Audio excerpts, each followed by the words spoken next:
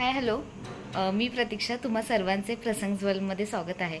तर आज आहे सॅटर्डे आणि आत्ता वाजलेले आहेत जवळपास 4 वाजलेले आहेत आणि प्रत्युष तर झोपलेला होता. आता प्रत्युषला उठवलेला आहे. बघू प्रत्युष, उठवण्याचं कारण असं की आणि आम्ही चाललेलो आहे पुण्यामध्ये.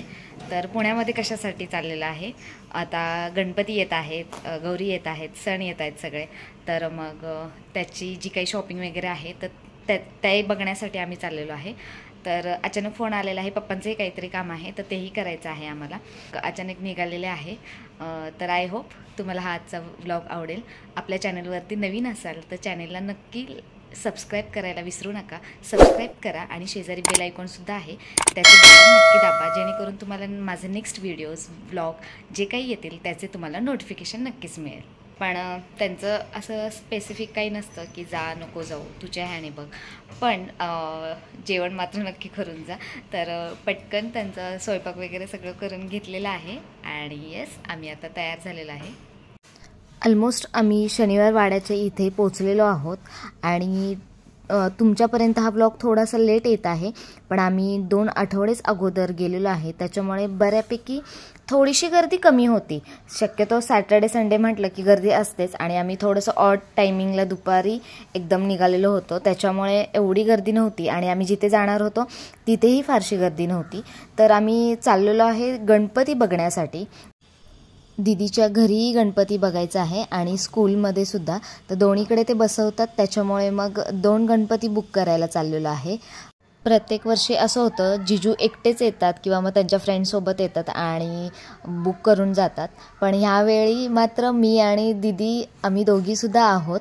तर आम्हालाही त्याच्याबद्दल बरीचशीच माहिती मिळाली. पुण्यात तर म्हटलं की गणपतीची असंख्य व्हरायटी, गणपती बाप्पांच्या जेवढ्या पण मूर्त्या वगैरे आहेत तर त्या बघायला मिळतात. तर इथे बघा, आम्ही जो आलेलो आहे तो एरिया म्हणजे कसबा पेठ. तर कसबा पेठमध्ये ठिकठिकाणी असे स्टॉल्स लागलेले आहेत आणि आम्ही गेलो तर 2 वीक्सच्या अगोदरच गेलेलो आहोत, तरी पण आहे ना बऱ्यापैकी जे काही गणपती बाप्पांच्या मूर्त्या होत्या त्या बुक झालेल्या होत्या आणि आम्ही सुद्धा आता बुक करण्यासाठीच गेलेलो आहोत. तर इथे बघू शकताय, इतक्या वेगवेगळ्या रूपामध्ये गणपती बाप्पा बघायला मिळाले आम्हाला. जसं की स्वामींच्या रूपामध्ये, जसं की साईबाबांच्या रूपामध्ये. आणि यावेळी म्हणजे थोडंसं जे काही आपण म्हणतो ना फिनिशिंग वगैरे, तर त्याच्यामध्ये सुद्धा आम्हाला बघायला बरंचसंच मिळालं. कारण की काही काही ठिकाणी म्हणजे प्लास्टर ऑफ पॅरिसच्या सुद्धा आपल्याला बघायला मिळतात. त्यानंतर शाडूच्या सुद्धा आपण बघतो, ज्या गणपती बाप्पाच्या मूर्त्या असतात त्या. तर त्याच्यामध्ये सुद्धा कसं की जे काही ग्लो वगैरे म्हणजे कलरमध्ये व्हॅरिएशन बरेचसेच होते. तर काही काही गणपतींचं कलर कॉम्बिनेशन असं होतं की अगदी प्रॉपर म्हणजे आपली जशी स्किन असते ना तशा टाईपमध्ये. आता इथे तुम्ही बघू शकताय की कशा प्रकारचे गणपती आहेत किंवा जी काही आपली स्किन असते गणपती बाप्पाची तर ती अगदी हुबेहूब म्हणजे जसं की रिअलच आहे अशा पद्धतीने. काही काही ठिकाणी तुम्हाला जे काही कलर वगैरे आहेत त्याच्यामध्ये व्हेरिएशन बघायला मिळतात. त्याच्यानंतर इथे गणपती बाप्पा बघितलेला होता तो संत तुकाराम महाराजांच्या रूपात असल्यासारखा होता. तर अशा प्रकारे आम्ही बरेचसेच गणपती खूप वेगवेगळ्या पद्धतीचे बघितलेले आहे आणि इथे आल्यावरती म्हणजे बापरे, असं होत होतं की नक्की कोणता बघायचा गणपती. इतके सगळे गणपती बघून असं म्हणजे कन्फ्युजन होत होतं की हा बघायचा की हा बघायचा, की आपण हा बुक करायचा हा बुक करायचा, अशा पद्धतीने. आणि मला तर असं वाटतं जे काही कोणी पुण्यातले असतील त्यांनी ते तर नक्की जातच असतील, पण लांबूनसुद्धा जर ज्यांना शक्य होत असेल तर त्यांनीसुद्धा जर तुम्ही पुण्यात गेला, कसबा पेठेत गेला तर तिथे खरंच बघण्यासारखे गणपती आहेत आणि तुम्हाला तिथे गेल्यावरती खरं कळतं की ॲक्च्युअल म्हणजे त्याच्या प्राईज वगैरे. आपण जेव्हा साईडला कुठेतरी राहत असतो आणि आपल्या एरियामध्ये गणपती बाप्पांच्या मूर्त्यांची जी काही प्राईज असते ती वेगळ्या पद्धतीची असते आणि पुण्यामध्ये जर बघितलं तर तुम्हाला ॲटलिस्ट होलसेल दरामध्ये जे काही आपण म्हणतो ना त्या पद्धतीने आपल्याला गणपती इथे बघायला मिळतात. इथे तुम्ही बघू शकताय आम्ही डेकोरेशनची सुद्धा तयारी चाललेली आहे पुण्यातल्या गणपती बाप्पांची, तर तीही बघतोय.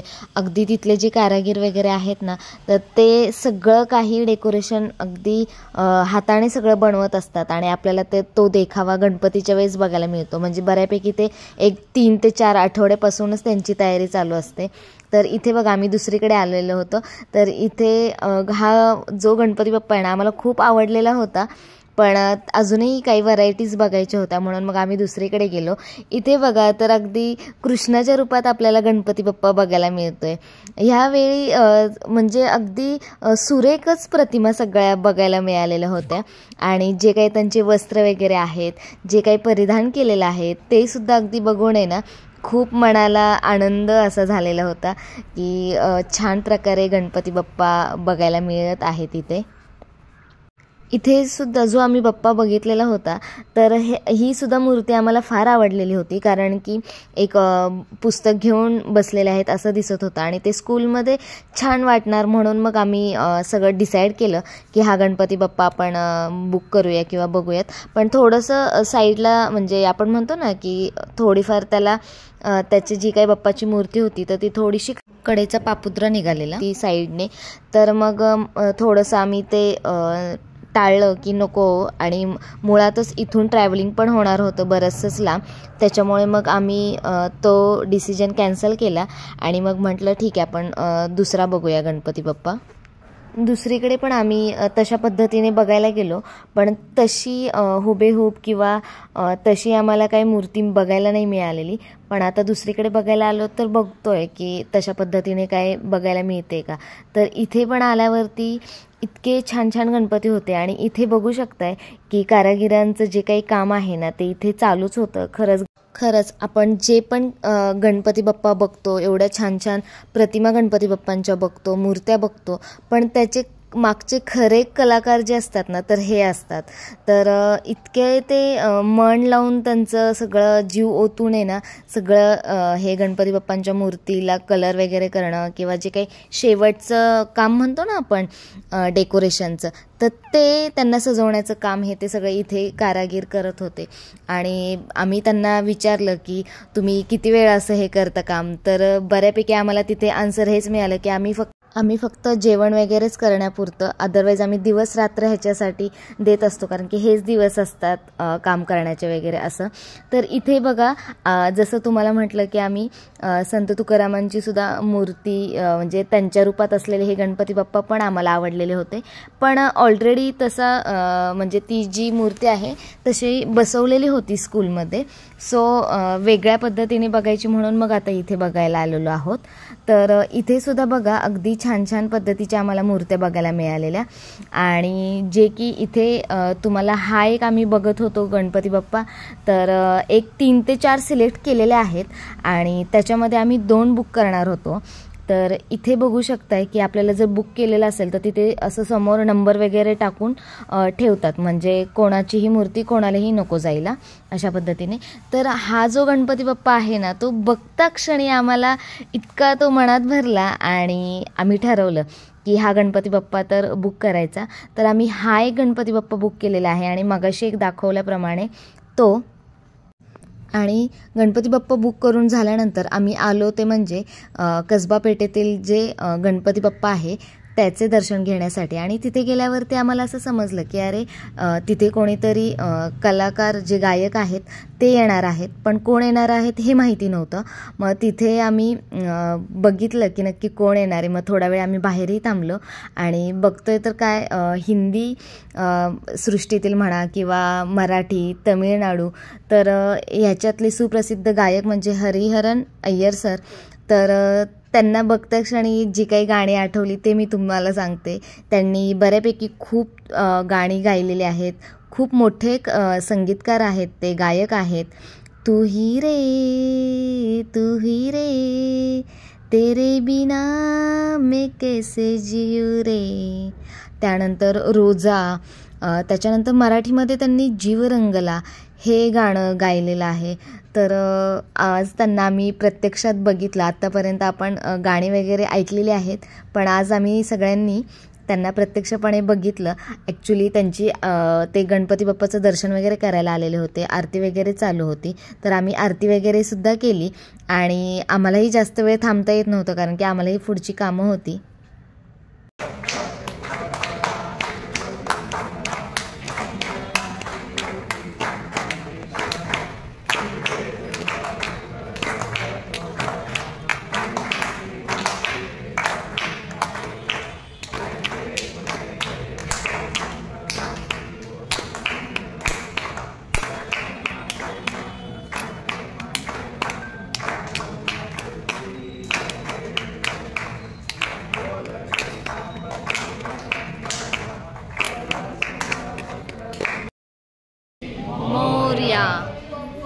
मोरया. आणि गणपती बाप्पाचे दर्शन करून निघालो. पुढे आल्यानंतर दर्शन म्हणजे आपल्या दगडूशेठ गणपती बाप्पाचे दर्शन बाहेरूनच केले. आता इथून सुद्धा जे काही मुखदर्शन होत होते ना, ते सुद्धा त्यांनी बंद केलेले आहेत. तिथे पेपर्स वगैरे लावलेले आहेत कारण की खूप गर्दी जास्त होते आणि खूप जास्त ट्रॅफिक असतं, त्याच्यामुळे आता त्यांनी सध्या बंद केलेलं आहे. आणि त्याच्यासमोरच पुढे आलं की तुळशीबागेच्या जवळच, तर तिथे आम्हाला थोडीफार दीदीला खरेदी करायची होती. मार्केटमध्ये सध्या सगळं काही पूजेचं साहित्य तुम्हाला बघायला मिळेल. जी काय दिवे किंवा मोठ्या मोठ्या समई वगैरे असतात तर ते बघायला मिळतील. पूजा थाळी वगैरे जे काही असतं त्याची व्हरायटी बघायला भरपूर मिळाली आम्हाला. छोटी होती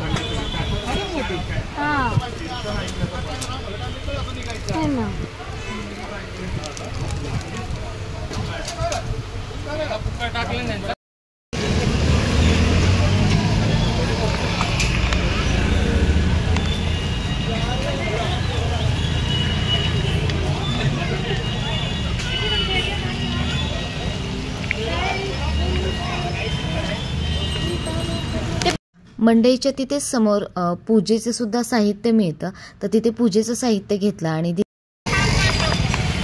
पाऊस खूप पडतोय. पटपट जी काही सगळी कामं होती ती केली. पाऊस असल्यामुळे मला जास्त काही शूट नाही करता आलं, पण जे काही करता आलं ते मी तुमच्यासोबत शेअर केलं. सगळे काही पुणे मार्केट हे गणपती बाप्पाच्या आगमनासाठी तयार झालेले आहे. 9 वाजलेले आहेत. आम्हाला याला थोडा उशीर झालेलाच आहे आणि खूप जास्त मार्केट म्हणजे मार्केटमध्ये जास्त वेळ फिरलो नाही बिकॉज पाऊस खूप होता. जे महत्त्वाचं काम होतं म्हणजे गणपती बघायचं, ते गणपती बघायचं केलं आणि थोडंफार पूजा साहित्य घ्यायचं होतं ते घेतलं आणि थोडंफार जी काही दीदीची भांडी वगैरे खरेदी होती ती केली. तर अशा पद्धतीने छोटासा ब्लॉग झालेला आहे. आय होप तुम्हाला गणपतीच्या ज्या काही मूर्त्या वगैरे आहेत त्याच्याबद्दल माहिती वगैरे मिळाली असेल आणि कुठे आहेत काय आहेत ते. सो नक्की तिथे जर तुम्ही जाऊ शकत असाल तर व्हिजिट करा. पुण्यातली लोक तर जाऊ शकतील कारण की म्हणजे काय म्हणतात कमी दरात आणि खूप चांगल्या पद्धतीच्या अशा मूर्त्या आहेत, त्याच्यामुळे छान आहेत. आम्हाला तर नेहमी असं वाटतं की इथूनच मूर्ती घेऊन जावं गावाकडे, पण इथून एवढ्या लांब गावाकडे मूर्ती नेणं शक्य होत नाही. सो नाईलाज काय म्हणतात आम्ही नेहमी गावाकडेच घेतो. सो अशा पद्धतीने छोटासा ब्लॉग झालेला आहे. आय होप तुम्हाला हा ब्लॉग आवडला असेल तर लाईक, शेअर आणि सबस्क्राईब करायला विसरू नका. भेटूयात आपण नेक्स्ट ब्लॉगमध्ये. तोपर्यंत बाय बाय.